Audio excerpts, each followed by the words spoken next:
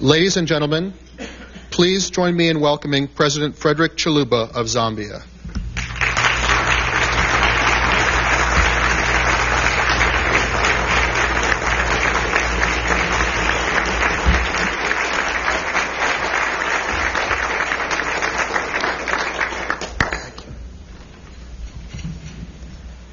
Mr. Chairman of the National Press Club, distinguished members and guests to this meeting, Excellencies, my dear friends, ladies and gentlemen,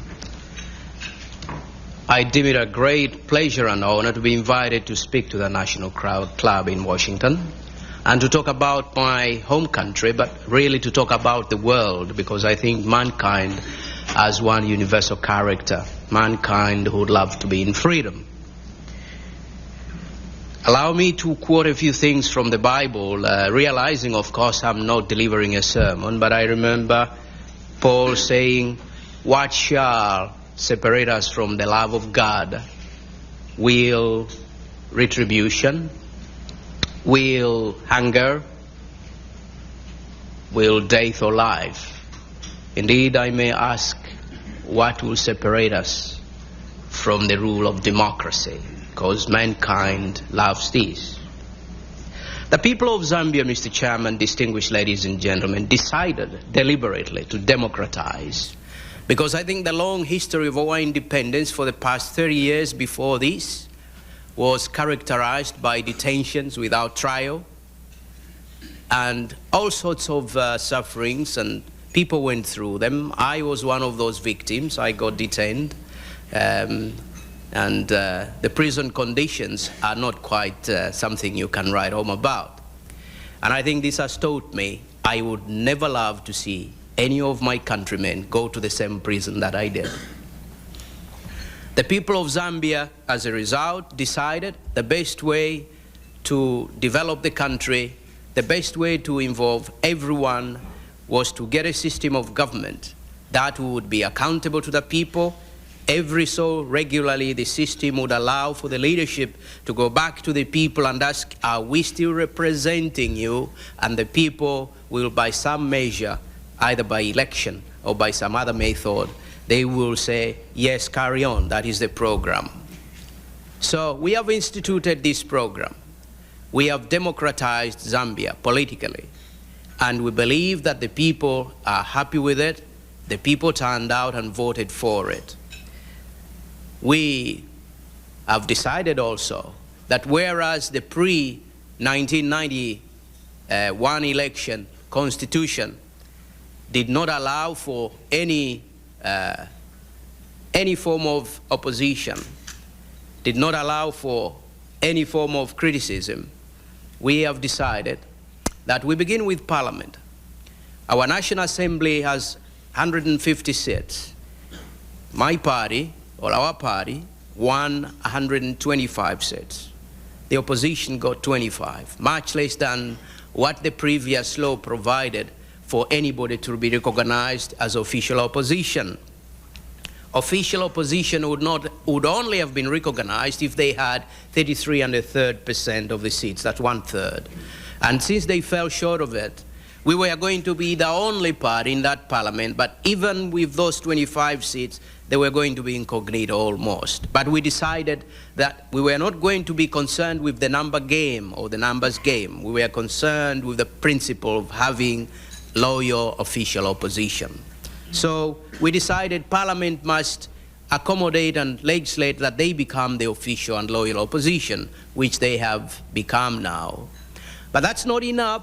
Out of 150 seats, having 25 people making subdued noise is not enough. We decided that press freedom must not only be observed, press freedom must be promoted, so that whatever we are trying to bury under the carpet and whatever may be passed in that house by our majority will not escape the notice of society, and society must call us to account for it if the press remains free. So the press freedom has been well preserved and promoted. I have found out, perhaps it was much easier in the one-party state, because even with the press freedom in brackets, in close quotes, even with the press freedom in one-party state so pronounced but practically stifled, it was much easier for the government then to work without any interruption. And one wonders even why the economy didn't pick up, because there was hardly any opposition whatsoever. That they felt, I think, is a remarkable character of the command economy and, of course, the centralized political power. It doesn't matter how much time they have and what resources, because there is no accountability and because there is no opposition anywhere, they won't build, because the input doesn't come from all other sides.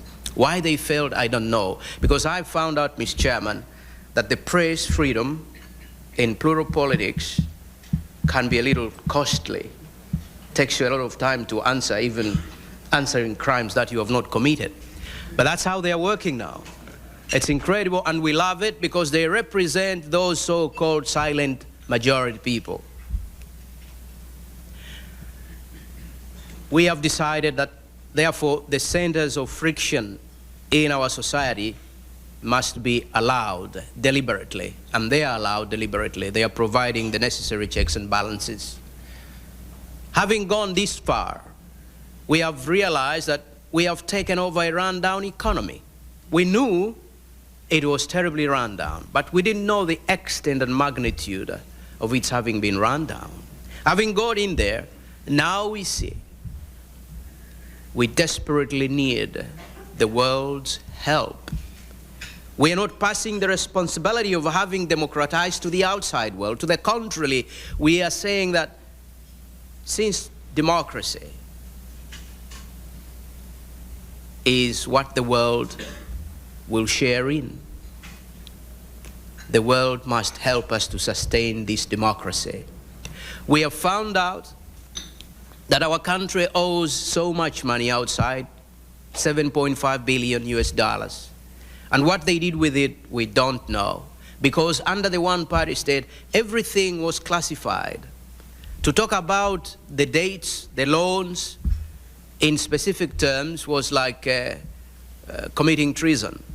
Everything was kept away. It was only in the corridors of government, and perhaps that's the way it runs everywhere. But that simply meant that we knew that the country owed so much money because the IMF program, the World Bank program were all, I think, withdrawn because our government did not satisfy the conditions that the two institutions had placed before them.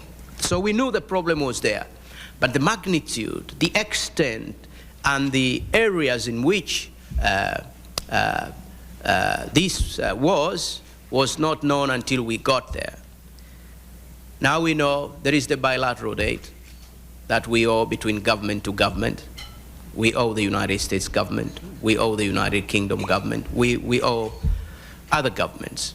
But there is also the commercial aid that is between citizens of countries dealing together, owed to banks, owed to other enterprises. Having democratized in Zambia, this has created tremendous interest in other people on the continent who wish also to democratize. But Zambia has no model to sell. Perhaps the conditions in Zambia are not the same in the neighboring countries. But the urge for freedom, the need and desire for mankind to be free does not stem from Zambia's practice. It stems from an inherent feeling in human beings to be free. But the model, having been said, the practicality of it, having been seen in Zambia, other people are saying, if it's possible for our brothers and sisters in Zambia to do it, why can't we do it? We will certainly do it. And therefore, this is like an example that has been inadvertently or deliberately given to our neighbors. And they are saying, if our brothers and sisters in there can do it, and they have done it without throwing stones, without taking up a gun to shoot, and they have done it so well, we will do it. That, in fact, is, I think, the real question.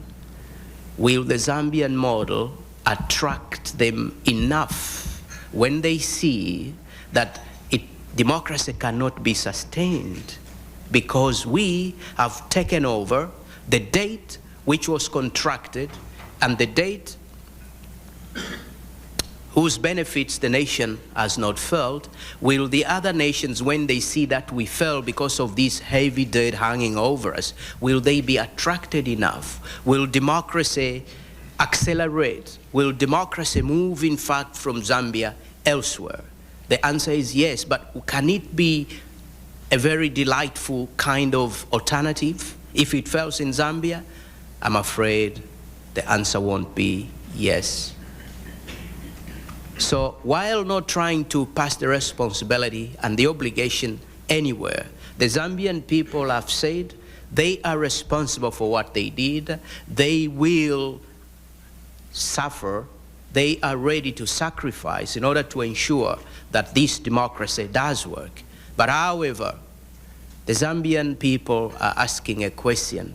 Since the whole world has said democracy is the right way to run the affairs of countries, to run the affairs of the world, since in democracy, Cold War will never show up again, there will be differences which we can sort out as human beings. The Cold War certainly was expensive. It meant a lot, adversely though. The people of Zambia are asking a question. Why must the world, which we owe money contracted by people who didn't bother about us? And these people have now gone, and we have introduced democracy. We have introduced accountability in the system. The same world still says you pay, as if they are punishing us for having removed those who didn't love accountability. That's the question they are asking. Why must we continue to shoulder the responsibility that was an initial creation of people that didn't actually want to be responsible for managing the affairs of the country? I have said I'll pass on the message that the world should be fair. The world must look at us more favorably, more kindly. The world should appreciate that not only have we democratized, we have begun good governance, representative government, a government that is accountable to people. Dictatorship aside, the command economies away, we are allowing people to invest in this economy.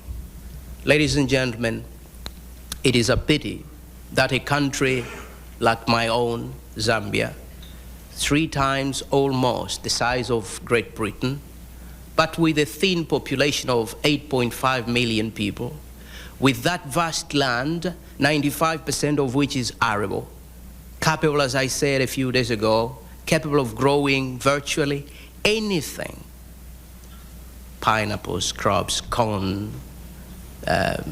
cotton, tobacco, virtually every and anything except, of course, as I said, landmines. They don't grow in my country. With the exception of landmines and booby traps, the rest can grow. What an opportunity. Tourism has such potential. Agriculture has such potential. Mining not only of copper, of other precious and semi-precious minerals can grow, or rather can be mined, extracted from all over the country. Such a land with vast, immeasurable resources has not been exploited. Why? Because the government that was in power thought that they could not trust private investment. They could not trust a private entrepreneur. The government was everything. The government ran the economy from 6 in the morning until they got so tired they couldn't account for anything. So the economy could not grow because they didn't have neither the acumen nor the resources. They had the pride, political pride. That is what destroyed our economy. But the resources now are open. We have opened up our economy, which was 80% nationalized, run by the government, and they left only 20% in private hands. we have reversed. We're starting a process of opening up all sectors of our economy to private investment. Mining is no exception whatsoever. We believe with this kind of resources, with this kind of land, with this kind of possibilities and opportunities, that our country can easily turn around. Our country can grow. So while we ask for aid, we don't make it a habit. We know, ladies and gentlemen, that the world can, any economy has its trade cycle. It will boom at one time, slide, and it may hit a recession. And it will not be a good thing for the developing world to always rely on the developed world for handouts, to continue to move from one day to another asking for handouts. We believe that trading together will provide better opportunities to help those developing countries to grow, to have their own foundation. So what we are doing today is to ask that the world look at us more favorably. Democracy has no colors. Those who democratize in Poland, those who democratize anywhere else are as good as those who democratize in Africa. And I believe that the way we look at Eastern Europe must be the same way we look at Africa. We all are people belonging to the same world, and I believe that democracy in one place will create conditions for democracy in another. If the conditions in Zambia deteriorate and democracy suffers a setback, we're more than sure that not only will the neighboring countries also pull away and wish never to experiment or experience it, we believe that other people elsewhere far away will perhaps not deem it even necessary to try and start it. That will be mankind lost. I do believe that the opportunity has come for all of us to show that the Declaration for Human Rights, universal freedoms, apply universally. Where democracy is, we, you ladies and gentlemen, the people of the United States of America, with one of the longest history of democracy and with so many things for us to learn, not only from New Hampshire, but from Maryland and elsewhere, as you start on your campaign, I think that you have a duty not only to ensure that democracy in America continues, but elsewhere where it is starting, elsewhere where it is in its embryonic stage, and state, and especially on the continent of Africa, you will have a solemn duty to assist, to help, to make it work. When you make it work, the whole world perhaps will turn around and move in one direction. I want to end, Mr. Chairman, with this observation that I came to America on an official visit, of course, at the invitation of my friends from the AFL-CIO, who have been tremendous, been helpful throughout. We have worked together for many years. But having been here, I am delighted that my program was very full. I met a cross-section of the American community. I am delighted that this afternoon I've been offered the opportunity to carry on with the meetings. But I want to say, yes, we need help, indeed, but it's help to start, that we may have our own base and carry on as a sovereign state. I'm sure that some other nations have been assisted when they are in straits like this, so it's not new at all. Africa's democracy needs your help. Let it grow, let it find its feet, and the world will benefit from it. When the economies are open to accountability in Africa, they will offer the kind of opportunity for economies in Europe and America to trade with people who are able and capable of buying and paying for what they do buy. But if we remain in this kind of state, we will always be asking you to write off what we could have easily paid. I ask you to help us start afresh. Let's not be punished for the crimes committed by those who didn't value democracy, those who didn't value accountability.